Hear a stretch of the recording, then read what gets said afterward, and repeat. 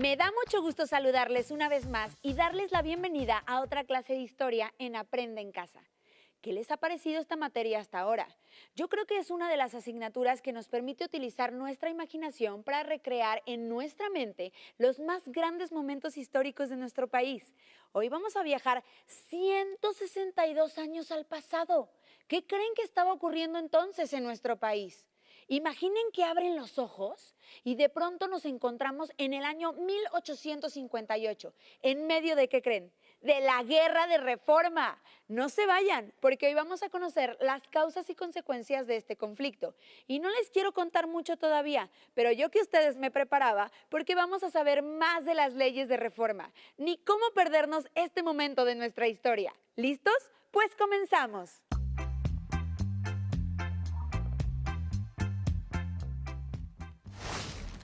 La trama del tiempo.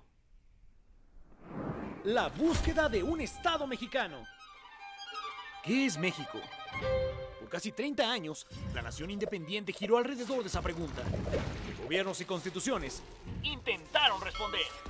Varios intentos de Estado fueron rebasados por la realidad.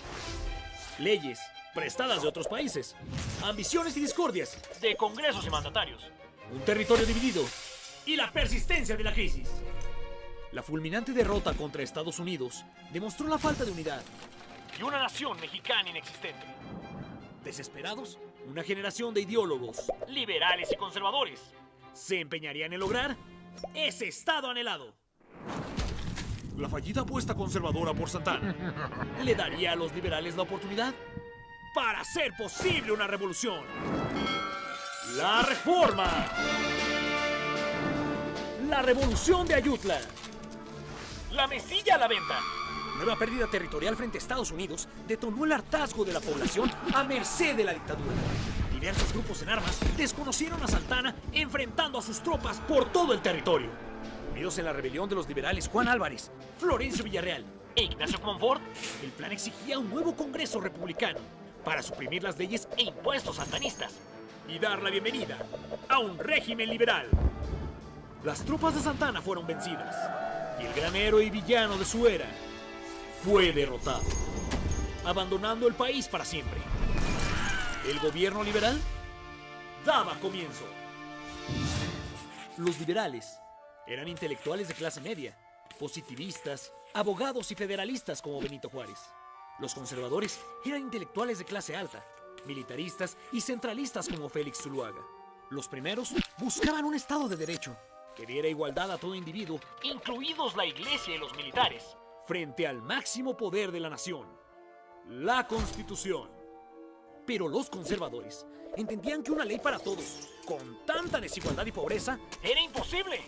Aún así, los liberales en el poder político buscarían reformar las leyes, reemplazarían las viejas instituciones y crearían una nación fuerte. Promulgan la Ley Juárez. Ahora bien, los conservadores creían que el esplendor de la nación se apagó por culpa del federalismo, sobre todo cuando reemplazaron la monarquía virreinal por la democracia, dando pie a guerras y rebeliones que dividieron al país. Una monarquía era su solución para devolverle fuerza a la nación, sin revueltas ni revoluciones. Un problema para los liberales, pues la monarquía reafirmaba el poder institucional de la iglesia. Esta influía en la educación, la economía y más que nada, en el gobierno. Pero México era una sociedad católica. Los conservadores sostenían a la religión como única fortaleza para unir a la nación. Así que defenderían su lugar e influencia a toda costa. El plan de los liberales era convertir a la religión en un complemento espiritual, fuera de las decisiones del gobierno, quitándole los diezmos, su influencia y su privilegio en la ley Iglesias. Pero también había crisis. Los liberales propusieron repartir propiedades agrícolas desaprovechadas, muchas de ellas de la iglesia. La ley Lerdo las puso a la venta. Pero no solo las de la iglesia, también de varios campesinos indígenas. La iglesia, los conservadores y los fieles católicos aumentarían su enojo cuando los liberales, bajo presidencia de Juan Álvarez e Ignacio Comonfort, implementarían las reformas en la Constitución de 1857. De nuevo en puño y letra, Un gobierno de derechos civiles, igualdad, libertad religiosa, de propiedad y de expresión también. Pero se preocuparon tanto por las garantías del individuo que ignoraron el interés colectivo. ¡No! Sin reformas sociales y la pobreza e ignorancia creciendo, la gente no entendería las leyes, no podrían participar y la Constitución sería un documento inservible. Los liberales entendieron que la nueva legislación traía más problemas que soluciones y las reformas serían más un símbolo de Estado de Derecho que una realidad. Sin embargo, era solo el comienzo. El ahora presidente Comonfort jura la Constitución, pero el militar y político Félix Zuluaga, líder de un movimiento conservador, unió la ira de la iglesia y de los campesinos afectados para desconocer la legislación. En el plan de Tacubaya, se invitaba a Comonfort a la causa respetando su presidencia. Consciente de la imposibilidad para gobernar con la Constitución y la tensión de un conflicto armado, Comonfort accede inseguro al golpe de Estado contra su propio gobierno. Su dudosa lealtad e indecisión lo llevaron a ser desconocido por los conservadores. Entonces Zuluaga se convierte en el presidente y es apoyado por ministros extranjeros, el ejército y la iglesia. Pero la nueva Constitución decía que a la ausencia de un mandatario, el presidente de la Suprema Corte de Justicia heredaría el cargo. Benito Juárez García, al mando de dos presidentes, la disputa de la República se decidiría por las armas, en una guerra de reforma. Durante 3 años, ambos bandos se sumieron en sangrientas batallas, ignorando todo aquello que defendían: las garantías individuales. Para erradicar la reforma, los conservadores en la capital crearon las 5 leyes. Contaron con las fuerzas del ejército y 11 estados de la República. Juárez, con su gobierno en Veracruz, fue apoyado por antiguos militares y 9 estados de la República. En el transcurso del conflicto, la ventaja de los conservadores se debilitó por sus pronunciamientos contra la guerra. Buscaban a un nuevo presidente, uno que pudiera unir a ambos partidos. Más repercusión que relevar a Zuluaga por el general Miguel Miramón, que continuó con la lucha.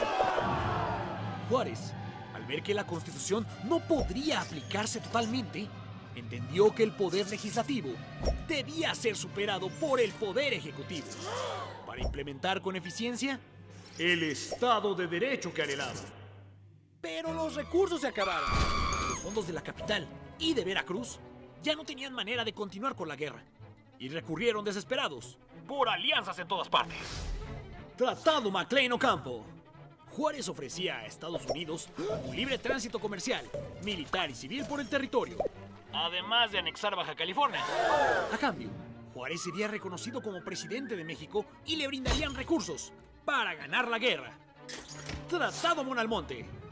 Los conservadores intentaron sin éxito aliarse con España.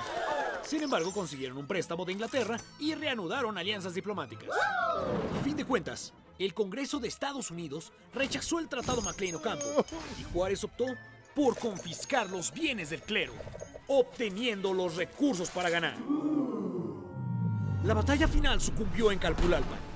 Culminó con más leyes de reforma y la victoria definitiva de los liberales.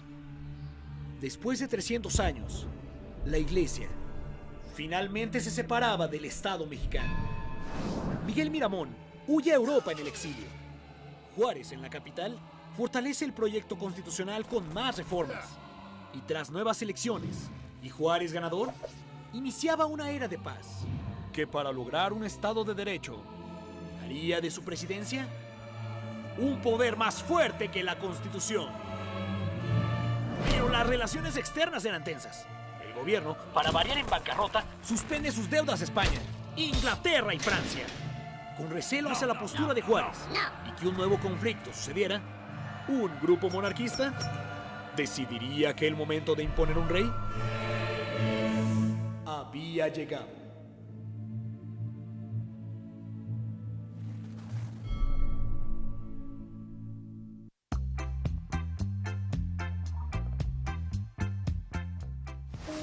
La trama del tiempo.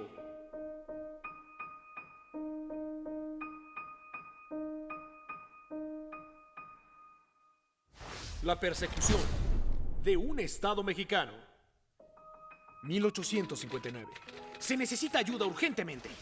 Temiendo que la admiración de los liberales por Estados Unidos concluyera en una ocupación, o peor, cediendo territorio por el destino manifiesto, el presidente conservador, Miguel Miramón, se adelanta a enviar a sus ministros Gutiérrez de Estrada y José Manuel Hidalgo, con la misión de crear una alianza con las potencias de Europa.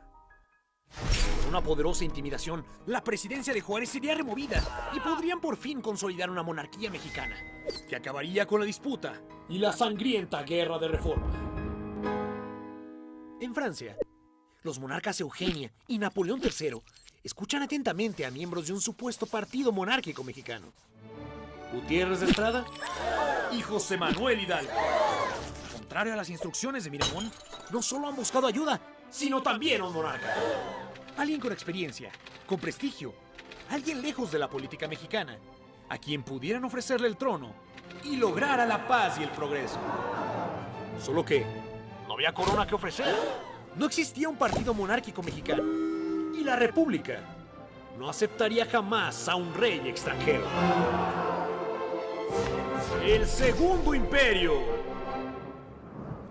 Facultades especiales. Otorgadas a Juárez por el Congreso durante la guerra, le concedían poder para apaciguar a sus opositores, hacer uso de la fuerza y reorganizar a la República, sin depender de la Constitución. El conflicto ha terminado y Juárez asume una reelección. Era su responsabilidad renunciar a tales atributos. Aún separando a la Iglesia del Estado, había guerrillas. Los partidos estaban divididos. Juárez enfrentaba cargos de alta traición por el Tratado Maclean-Ocampo. Y había desapariciones y asesinatos en ambos bandos. Sin contar con que los gobernadores, al tener poder en sus territorios, podían derrocar al gobierno con solo ordenarlo. Y en la cúspide de los problemas, las potencias de Europa reclamaban el pago de la deuda. Con la incapacidad de México para resolver sus problemas, formaron una alianza tripartita para imponer el orden. Ahora en España, las noticias llegaban al exiliado Miguel Miramón. Con la alianza tripartita y las negociaciones con los monarquistas, Napoleón había encontrado el terreno perfecto para expandir su mercado con una invasión. Miramón es informado de que la inmensa flota de los tres países se embarcaba a México, presionarían el pago de la deuda y Francia intervendría para reorganizar a México en un nuevo imperio. La segunda intervención francesa. Aunque la negociación de Juárez dejaría satisfechas a España e Inglaterra, Francia atacó y tomó las ciudades principales. Liberales y conservadores convocaron a todo partido, gobierno y armada a responder el ataque. Avanzan hasta Puebla y los franceses son derrotados por el ejército al mando de Ignacio Zaragoza y el distinguido general Porfirio Díaz Mori. A pesar de una unión sin precedentes, México no pudo vencer al refuerzo de 30,000 soldados franceses. Al tomar la capital, Juárez la abandona para hacer resistir a la República, recurriendo nuevamente a sus facultades especiales. Ahora, con una regencia imperial presidida por el líder monarquista Juan Nepomuceno Almonte, inauguraban los preparativos para que el candidato de Eugenia y Napoleón, un archiduque progresista, exgobernante de Lombardía, con el respaldo del Papa, las potencias europeas y el ejército francés, tomara la corona del Imperio Mexicano. Su nombre, Fernando Maximiliano de Habsburgo. Convencido por los monarquistas que una nación entera lo necesitaba, se embarca con la ilusión de gobernar un país fantástico. Las expectativas de Napoleón y los monarquistas en los tratados de Miramar daban la bienvenida al archiduque y su esposa, la princesa Carlota de Bélgica. Sin embargo, nadie les dijo que el territorio estaba repleto de guerrillas liberales contra la armada francesa, o que los recursos para sus planes económicos eran básicamente inexistentes. Pero Maximiliano quería buscar la paz, así que pide a Juárez unírsele en un proyecto de nación. Pero Juárez se niega considerándolo pisoteador de la paz. Y las guerrillas continuaron. Para sorpresa de todos, Maximiliano era un ideólogo liberal que simpatizaba con las ideas de la reforma. El gran descalabro para los monarquistas y los conservadores que apoyaron la monarquía. Con tal de cumplir su sueño, el emperador pone manos a la obra. Con financiamiento y préstamos de Napoleón, remodela y embellece la capital. Rehace caminos, fomenta el estudio de los recursos naturales, arqueológicos e históricos. Funda academias, museos, escuelas, bibliotecas e impulsa la modernidad con el ferrocarril y el telégrafo. Crea junto a Carlota políticas de apoyo para la educación y protección de los indígenas, marginados durante todas estas décadas de conflicto. Como también creía en un Estado de Derecho, propone una Carta Magna para lograr un sistema modestamente democrático, además de reanudar las leyes de reforma de Juárez, propiciando que el Papa le quitara su apoyo. Y contra toda posibilidad, consigue lo que liberales y conservadores habían buscado por años: pinturas, monumentos y obras dedicadas a las figuras de la independencia hacen que el imperio logre un auténtico nacionalismo. Sin embargo, no sería suficiente para eliminar la crisis de la nación. Pero, ¿dónde estaba Juárez? El ejército francés, al mando del mariscal Achille Bazaine, lo perseguía para acabar con su gobierno y rebelión. Juárez se trasladaba por el norte, solicitando apoyo a los comandantes estatales, mientras que las tropas de Díaz y Escobedo hacían resistir a la causa republicana. Simultáneamente, Juárez esperaba refuerzos de Estados Unidos, pero con la guerra de secesión, era una causa perdida. Como el traslado de Juárez representaba su retirada y simpatía con los estadounidenses, Bazaine empuja a Maximiliano a decretar la ley del 3 de octubre, para dar muerte a los opositores y que el imperio fuese consolidado. Pero solo desembocó en más derramamiento de sangre y que la causa republicana se fortaleciera contra el emperador. Además, Napoleón, enfrentando la amenaza de una guerra contra Prusia, necesitaba a sus tropas para hacerle frente. Así, retira a su ejército y apoyo al infortunado imperio de Maximiliano. Si había una oportunidad para salvar al imperio, la economía, guerrillas, la deuda extranjera y falta de carácter del emperador solamente la extinguieron. El ocaso del trono. Carlota viaja en desesperación a persuadir al Papa y a Napoleón. No. Pero sus súplicas son inútiles y enferma gravemente sin poder regresar. Abandonado a su suerte, Maximiliano recibiría un último apoyo del Partido Conservador. El general Tomás Mejía y el regreso de Miramón harían frente a los ejércitos de Juárez. Resistiendo un último sitio en Querétaro, Maximiliano cae en manos de Mariano Escobedo, mientras Porfirio Díaz toma la Ciudad de México. Por desgracia, dada la forma en que fue impuesto, el emperador, aún habiendo consolidado las reformas, es condenado traidor por la Constitución. Sin importar el apoyo y súplicas de indígenas y gobiernos internacionales, Maximiliano de Habsburgo es aprehendido, juzgado y fusilado, al lado de Tomás Mejía y Miguel Miramón. Con la fragmentación del imperio, llega el fin de la violencia armada y el poder recae en manos de los liberales. Instaurado el Estado de Derecho en la República, Juárez regresa a la capital como presidente. Y para garantizar la paz y el fin de la crisis, la reorganización de la República necesitaba la supervisión de un poder fuerte y un partido republicano unido. Con el ideal democrático aún lejos de conseguirse, Juárez modificaría el sistema de reelección para mantener el control del Estado, hasta que la República fuese totalmente restaurada. ¡No!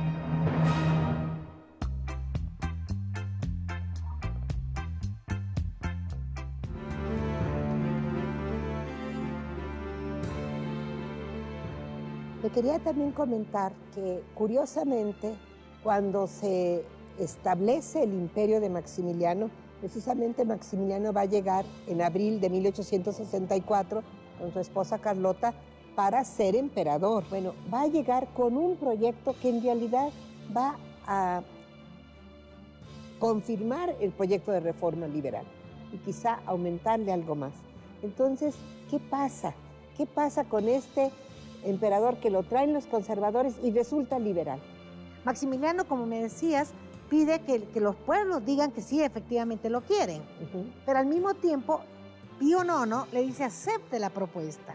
Entonces, cuando Pío IX le dice que acepte la propuesta, Maximiliano acepta la propuesta de los conservadores mexicanos. Y efectivamente, lo que tú dices, cuando llegan a Miramar a ofrecerle la corona, que ahí en ese momento Maximiliano les dice que sí, pero que además las instituciones liberales. Maximiliano era liberal, pero era un liberal europeo. Europeo. Y entonces viene como un hombre muy ilustrado, además, Carlota además, con grandes ambiciones políticas, pero además con grandes deseos de transformar a México. Sí. Venían con buenas intenciones. Sí, sí, sí. Y entonces, cuando ya llegan y la Bastida ya está en México, desde la regencia, empiezan los desacuerdos entre la iglesia, entre la Bastida concretamente, que era regente también, y el militar francés. Y entonces es muy interesante estos conflictos, porque la Bastida se ve obligada a renunciar a la regencia y dice, solo en el emperador está nuestra confianza. Y llega el emperador y les falla. Claro. Por eso les falla porque ellos hicieron una idea. Y la Bastida se resentía porque decía, me dicen conservador y yo soy liberal. Pero en realidad no compartía los proyectos. Y entonces, cuando el Papa manda al nuncio para que empiecen a negociar la reforma, bueno, se da cuenta Maximiliano que no trae instrucciones. Y la Bastida mismo dice, ¿cómo es posible que nos manden a un hombre sin instrucciones? Porque no era que no traía instrucciones, sí las traía, pero eran completamente contrarias. Sí, claro. Cuando había que negociar. Sí. Y entonces, yo siempre he pensado que este periodo es como un diálogo de sordos. De sordos. La Santa Sede dice una cosa, Maximiliano dice otra, los obispos dicen otra, ¿no? Y entonces, sí, Maximiliano va a llevar a cabo las mismas leyes que tenía Maximiliano. Digo, Juárez. Sí, Juárez. sí, sí. Creo que ahora que estamos aquí y estamos en este lugar, pues que Maximiliano sí amó esta nación. Así, Me definitivo. acuerdo yo de su última carta que le escribe la mañana que va a ser fusilada y se le escribe a Benito Juárez y le pide que su sangre sea la última que se derrame en este país. Y yo creo que es importante empezar a construir esa historia a partir de los sentimientos y las emociones de la población que vivió en aquellos años, los dramas que experimentaron, ¿no?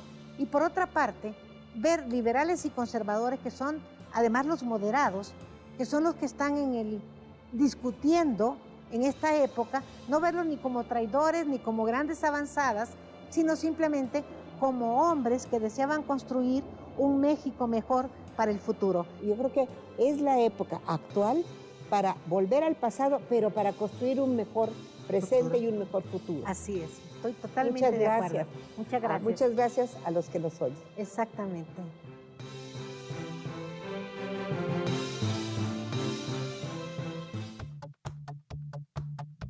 Espero que les haya gustado conocer más del periodo al que conocemos como Guerra de Reforma. Los invito a analizar cuáles fueron las causas del conflicto y qué pensaba cada bando, el de los liberales y el de los conservadores. ¿Por qué luchaba cada uno de ellos? Qué importante es conocer estos momentos de la historia de México, ¿no les parece? Pues todavía nos queda mucho más por descubrir, así que por el momento nos despedimos. Pero recuerden que Aprende en Casa sigue y yo los veo pronto de nuevo por aquí. Hasta la próxima. Si no tienes el libro de texto o necesitas ayuda para resolver las preguntas, contáctanos.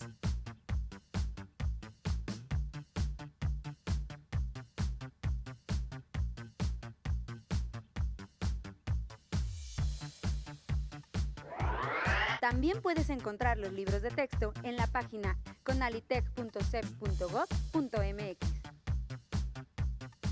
Si quieres volver a ver los programas de Aprende en Casa, los puedes encontrar en la siguiente liga: aprendeencasa.cep.gov.mx.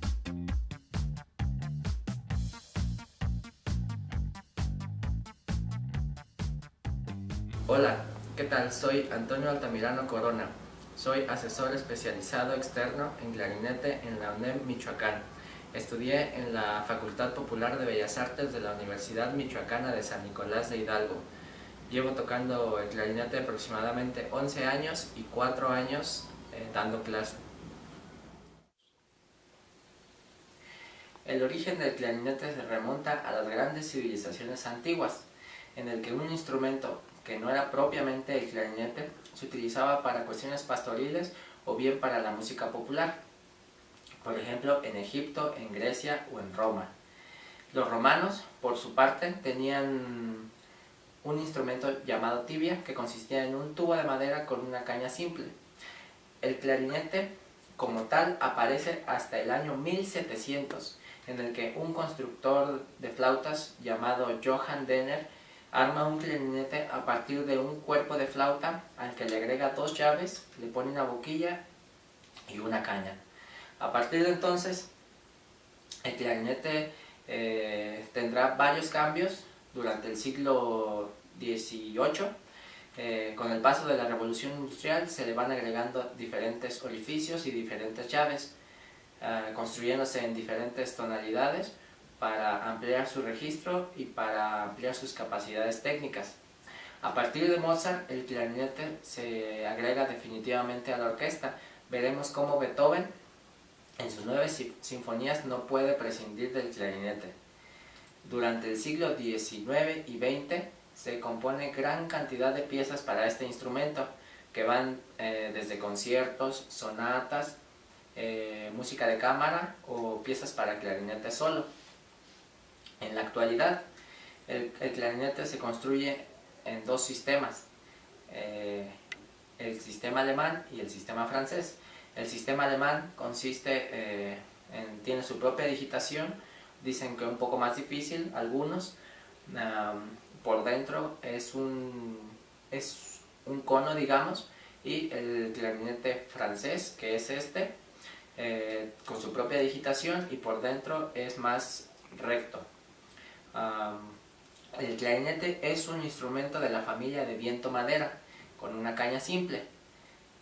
Termina en forma de campana, y también es uno de los instrumentos con mayores posibilidades técnicas, mayor registro y una de las familias más amplias, que van desde, por ejemplo, el clarinete en mi bemol o el la bemol, que está como este tamaño, el clarinete soprano en si bemol, que es el clarinete en la, el clarinete divaceto en la, para el cual se compuso el concierto de Mozart. También tenemos el clarinete en si bemol o el clarinete con trabajo en mi bemol o en si bemol. El clarinete, dentro de la orquesta sinfónica, cumple una función bastante enriquecedora, por su timbre muy particular, por su flexibilidad y por su gran registro. Existen muchos solos dentro de la orquesta sinfónica que son compuestos para clarinete, solos muy expresivos, muy dulces, muy delicados. También otros compositores lo usan para mezclarlo con la sección de maderas, en especial con las maderas graves. También podemos en muchas otras ocasiones ver cómo se mezcla de manera muy bonita con los metales, sobre todo con los metales graves. De verdad es un instrumento que cumple una función bastante flexible dentro de la orquesta sinfónica. También es usado para pasajes de gran virtuosismo dentro de ella. A continuación voy a tocar el solo del clarinete del bolero de Ravel.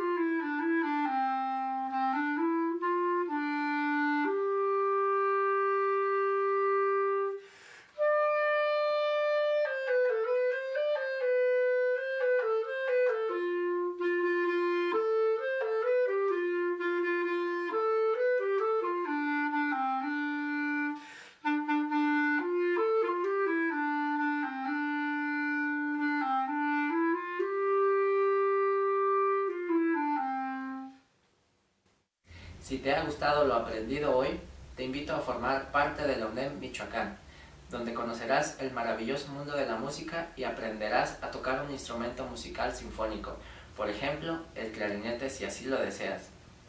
Además de esto, podrás fomentar y adquirir valores que serán muy útiles para toda tu vida. ¡Te esperamos!